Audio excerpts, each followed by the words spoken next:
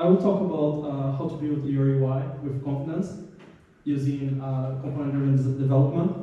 But actually, before starting, just out of curiosity, who works with front-end or like web here?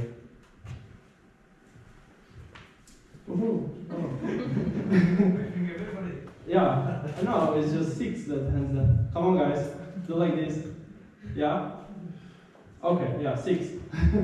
Good. I will try. If you guys are lost or if I'm going too fast, please just raise the hand and ask.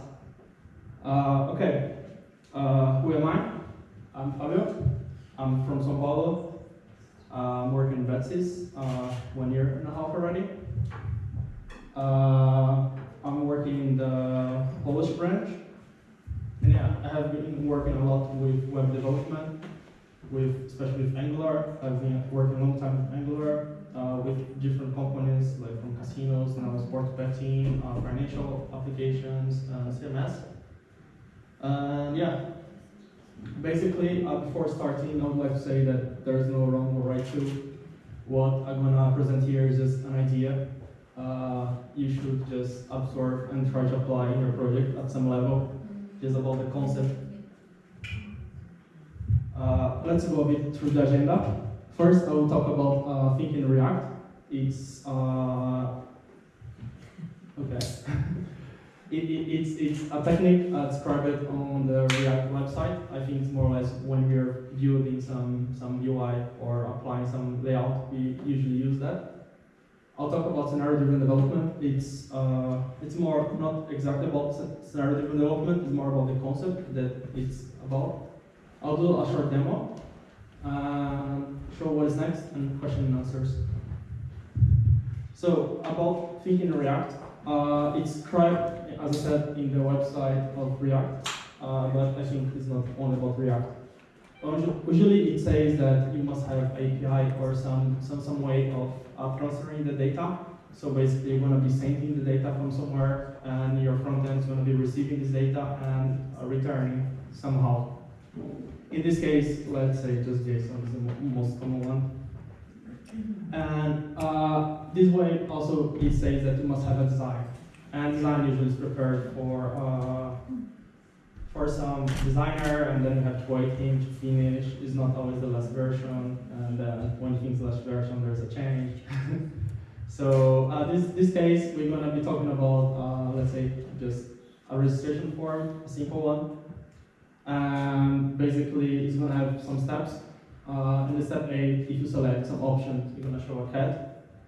And on step B, it's going to show a dog. It's already one business logic that you're going to have in our application. And also, in the last step, you can get the confirmation code through SMS or through email. And usually, with that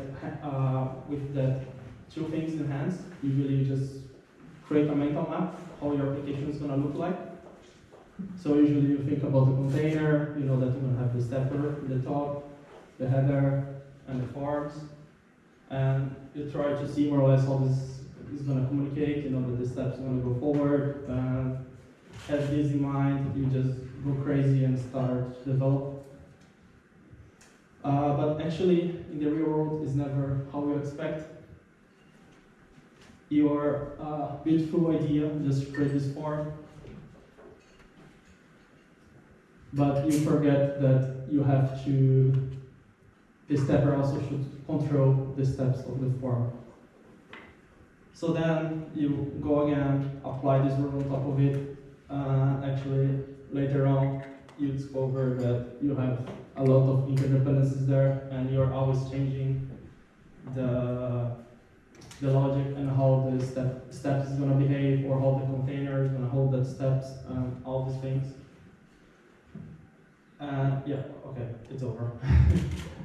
And a part of all these interdependencies, like between the steps, the header, and also the stepper as you control those, we are also responsible for a lot of other things, right? Like as front-end developers, we are responsible for internationalization, actually backends as well, right? Accessibility, different browsers, be responsive, all these things. So it's a lot of And actually, you end up just fixing some button alignment or just fixing some bug for 8. And actually, you are the people in the top are fighting for way more business value that you could be bringing for your company. And as I said before, this is actually what the client wanted in the first step. He didn't want the header, he didn't want the stepper and all these things. He just wanted to see how his form looks like. He don't want to see all these interactions between the component. Maybe later on, but currently he just wants to go to the last step and maybe return or. So keeping this in mind, it's really complicated to build components. As I said, we have a lot of business logic mixed, and also have some data that maybe is not always in documentation, or also some API is not finished, so we have to wait for being finished, and also we have the risk that the API is not correctly designed. So it's complicated to build components. It's really hard to keep the track with the components that you have and to make it isolated. You have really a lot of components with different states, and to make that components to be on that state, you have to, it depends on some API request, and it's complicated to simulate the exact bug if you receive, or to design it or develop it. And actually, you should be building what's actually solid. You shouldn't be worrying about all these interdependence around, and actually just build what is going to bring the most value, as Be Agile says. So it would be very nice if you could just create these use cases and just show up these scenarios for each component, or also have this in a consistent way, so then the QA can just go and rethink about it. Or also build the whole components without even needing an app. You can just build the components first, and then you don't even need to have an application or the container or whatever. You don't care. It's just a library. You're building a library basically. And here where comes scenario-driven development. I use this name because I think it's the most common one, let's say. But I found a few, a few different variations. But I think all those, it's about the same idea, and it's what I'm trying to show here. I didn't read really deeply this, but I took a quick reading on this, and basically it says that your application should be responsible for two sets of scenarios. You have to know the functional, so how it should work, and adaptation, how the application is going to adapt. So you should be thinking that might change, or how you're going to use the scenarios for that component. So after having that, you're going to have basically a piece of Legos, because you're going to know how the components should be responsible for what is the function of that component, and how he adapts, so how the scenarios of that component that is going to be, can you see it? How that component is going to be used. So you have, just example, you have a cart in e-commerce. So you know it's going to be empty, or if you want one item, it's going to be with one item, or if you want 1,000 items, it's going to be with 3 dots, or you know how your component should adapt. And how we can achieve that? We can use external library.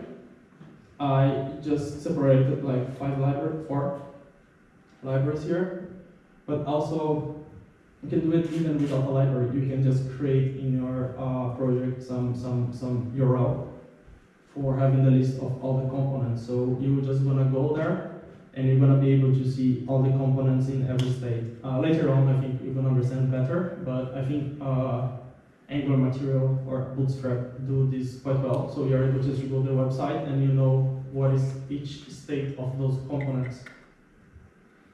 I'll talk quickly about Bit. It's just for React, this one. Basically, with 5 commands, you are able to release a component in like an NPM library, and you can just use it. Basically, yeah, they have something like this. So you can see all your components here. Actually, how it works. So you see like how we should use this piece of code and what options it has, and even some isolation tests for it. Also, you have URJAR. Actually, this was the first one that we started using in Betsys in my project. Basically, you use your unit tests for writing use case scenarios. So you have your tests, but also you are able to create a view of the tests. I'll just show you. I think it's easier. So this is just an Angular component, and basically what this comment in the top, and you say what case scenario, what is the component, and what is the group. So it's in the menu. Oh, I'm highlighting here. And basically looks like that. You have the components in the left side, and you're able to see each use case scenario for each state of the application. And also Storybook, I'll just give a play here, is the one that we are currently using. And it's the same concept. You have the components and you're able to change between the components, the states, sorry. And also even add some other testing stuff in top, because they have like support for frameworks. So yeah, you can even build your own add-ons, sorry. You can build your own add-ons on top of it. And I would like to do a quick demo to show how it works. Actually, before showing this demo, I already ran this locally. So basically, I'm just generating an Angular project without an actual application. I'm creating a library, and I'm initializing Storybook, and I'm using some local registry for the local story. So let me just change this preset. Second.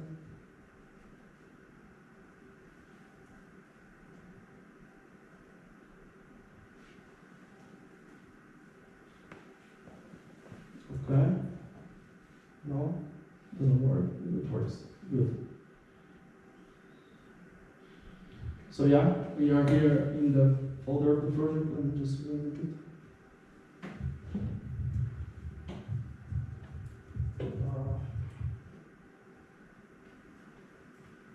Okay, I just open code is easier.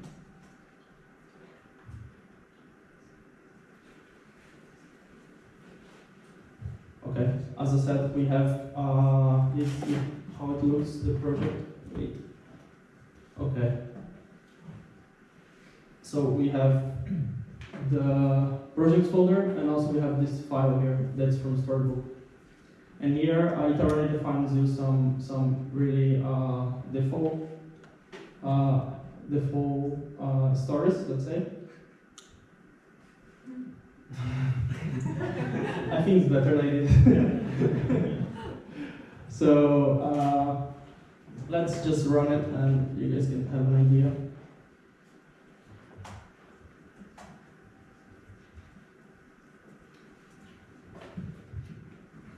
So basically the same concept with React. It's quite similar. You can declare which component you want to use, and also you can put some inputs and outputs from this given component. So you are able to override from from actually the class of the component. So yeah, here we have the scenarios, let's say, for a button. So we can see this with action, so it integrates with, oh, wait a second. Yeah, I close this. So basically we are able even just to trigger some actions from this component there.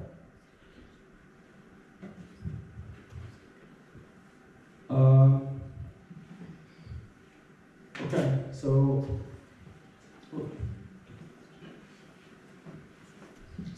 how it working under the hood is basically we are defining a story for some component, and you should say which component you want to do it. For example, this button. This button is just from actually storybook. We can build our own later on. But yeah, you just say which component you want to use and which properties you want to override from that component, from that class. And it just builds for you like that. And you're able to create scenarios like this. And also, you have all the Angular control with dependency injection, so you're able to mock some service and everything else. I can just show quickly. This is the generated folder from this default, so we just have core works here. This Angular generated for me. So if we just add here, I'm just creating a new file.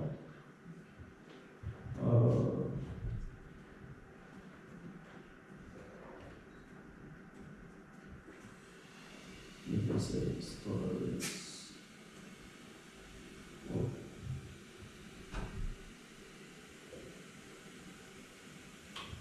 You say what is the stories that you're writing about, what is the scenarios that you want, is for, let's say, the core component, so just core, for example. And you have to add actually the stories, so is this, it's hard to type with this one hand. So we should say what is this scenario that is our application. So let's say just default, we want to overwrite anything. And you say what is the component? I guess. I know it's a function, sorry.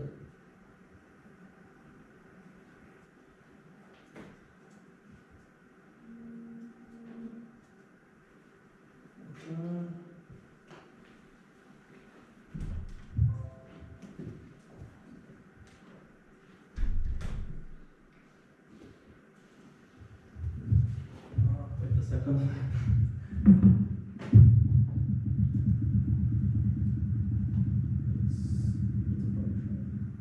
Oh, okay, sorry. My bad.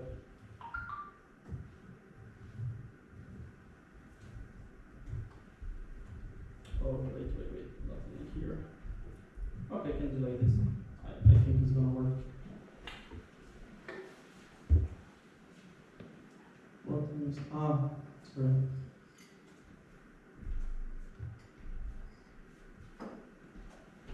So if you go here,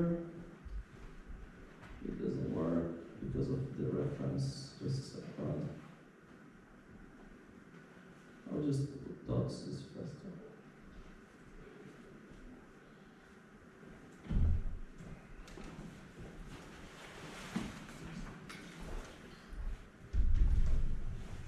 So now I hope it works. Yeah, we have our scenario here for our button. And basically, this is consistent. So if you access this from any browser or any website, it's always going to show the same information. And also, you're able to see as iframe, so you see the component, the whole page. So let's start writing some properties here. So let's say we just have, sorry.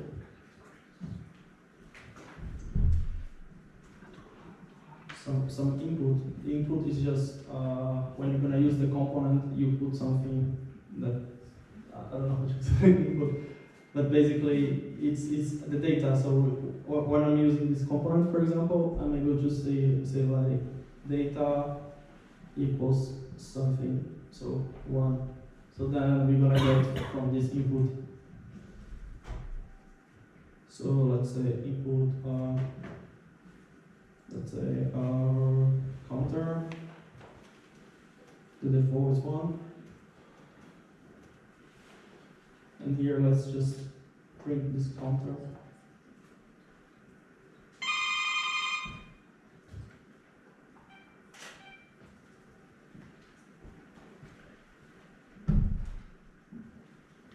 So So yeah, we have our one in the counter there. But let's say if you're using this component and actually it's, as I said, is a cart from e-commerce and you want to see how it looks with a big number. So you're able just to, wait, one hand is hard.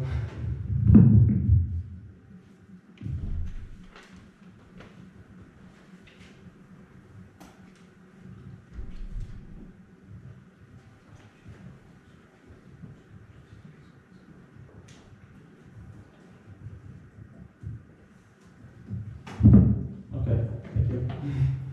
So, yeah, for example, with big number. So in this case, we can just use props. I think it's counter the attribute that they put. Then let's say that is this amount. So then, if we go here, we are able to create a scenario for it. So we are emulating the whole input and output and make it consistent.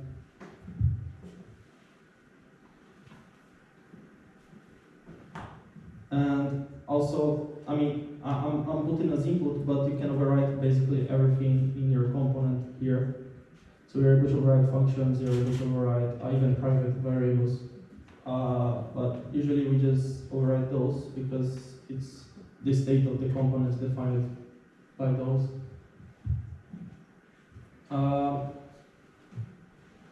And basically, here we're gonna have some rules we can even have in our service, and we're able even to override the service through this dependency injection. I don't know how familiar you guys have some familiarity with Angular. No? Someone work with Angular? Okay, so it's gonna be hard too. So I will try to explain in a easy way. Basically, in the constructor, we are able to define something that goes inside our component. So our class, we can define something that goes inside, and Angular resolves this automatically for us. So let's say I want to, I mean, of course, you have to be defined in modules, for example. But I'll just use this service here. This service for now is okay.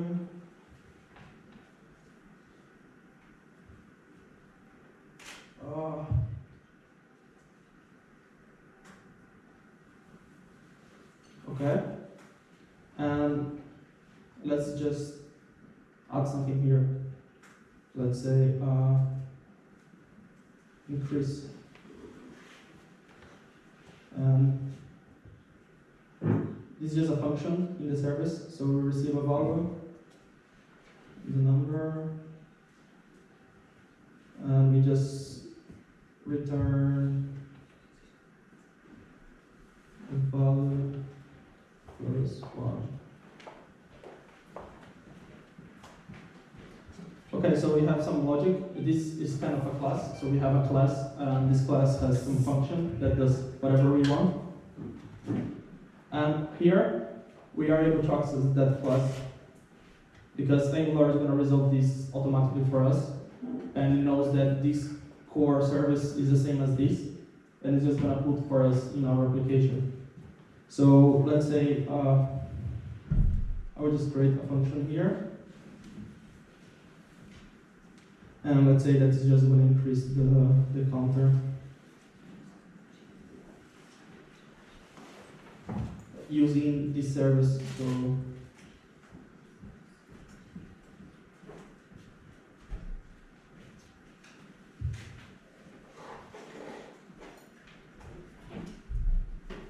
okay. So when we I have to let me just change this for a button.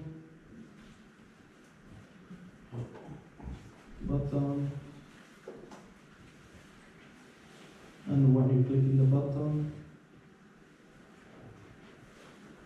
it's gonna run click. Okay, so here we have quite simple. We have a function that's click, and we call increase. that we created a function here.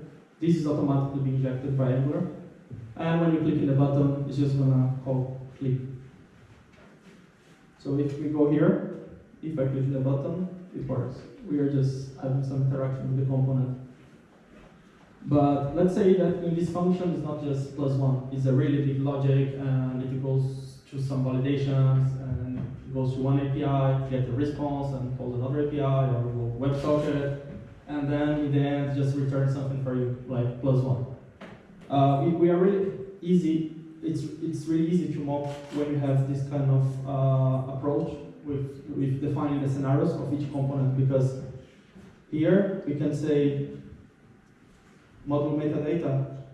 These we have access to the whole injection, so all these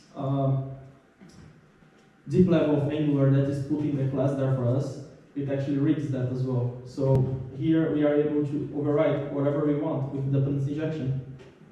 So we are able to say to the providers,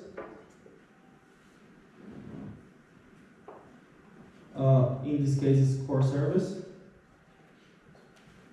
Service, oh, it's going to be some coding.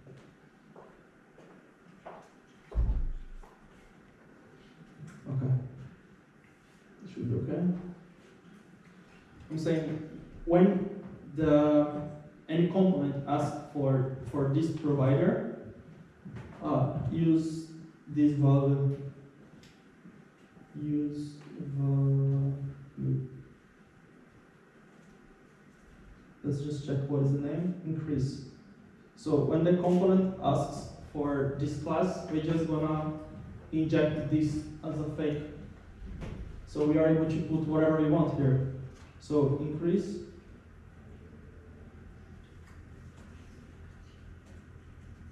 We're gonna always return 2.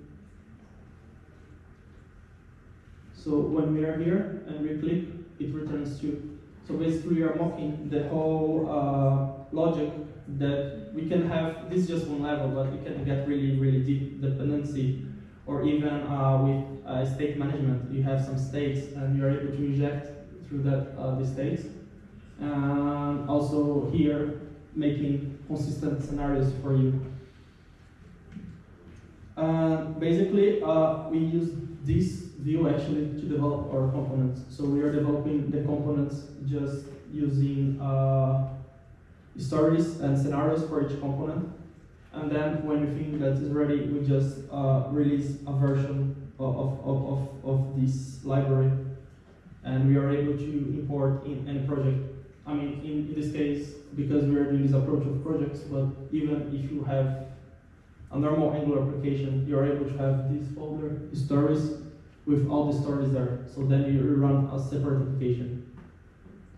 And yeah, I think that's it for the demo. What else is possible with all these interdependencies and dependence you can mock? Also have different add-ons. You have a lot of variety of add-ons. So you can like mock different sizes. You can mock even like the classes that are there, so you can test your styles to avoid that you are breaking actually your styles. Some documentation for the code, actually React has a really good support on that, so you can see really good documentation how you are using your component. Also, like as in the video was showing, you are able to create these props as dynamic, so you are able to put whatever you want there.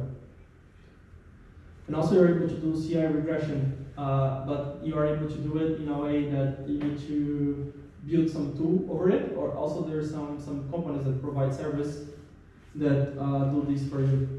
So in this case, for example, this is the reference, this is how it should look like, and actually it's looking like that, so it breaks, so you're not able to commit, or you can put this in any cycle. And that's it, if someone has questions. And also the slides are in this.